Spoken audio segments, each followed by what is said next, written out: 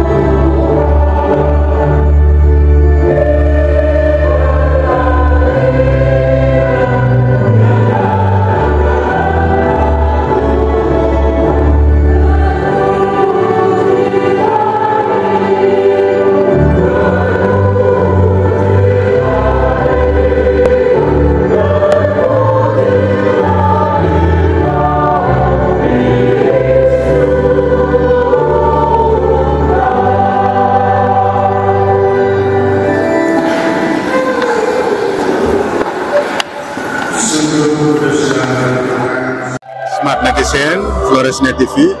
Saya saat ini berada di lantai 2 Gereja Katedral Ruteng. Gereja dengan arsitektur yang megah dan sangat artistik.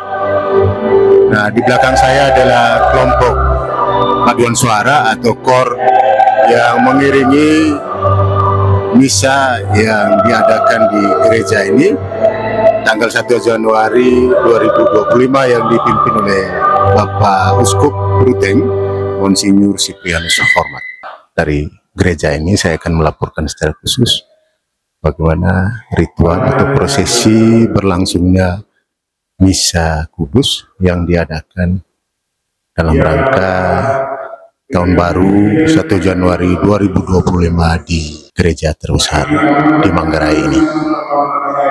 Jangan lupa saksikan tayangannya hanya di Floresnet TV subscribe, like, comment, and share kanal YouTube Floresna TV.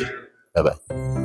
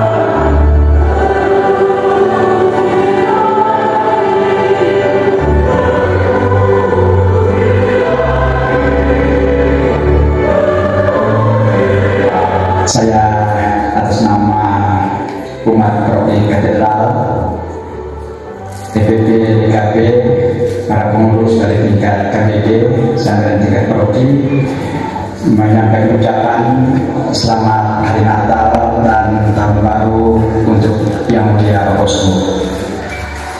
Ucapan yang sama kami sampaikan untuk Pak Romo dan saudara-saudara verifikasi, selamat Natal dan selamat tahun baru.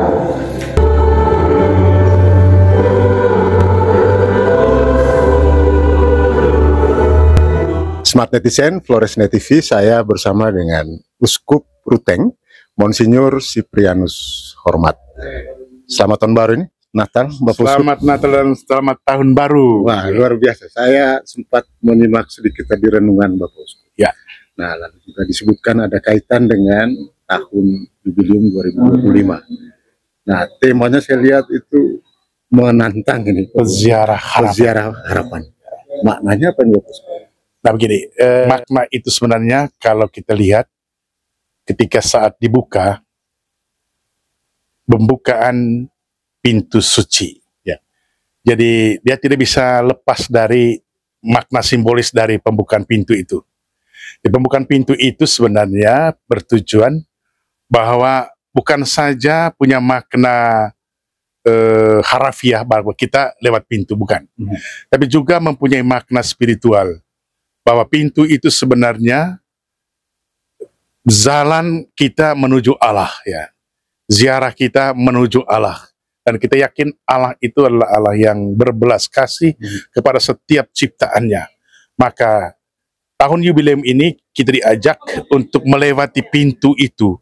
Pintu itu dalam konteks ajaran Gereja Katolik ialah Yesus sendiri.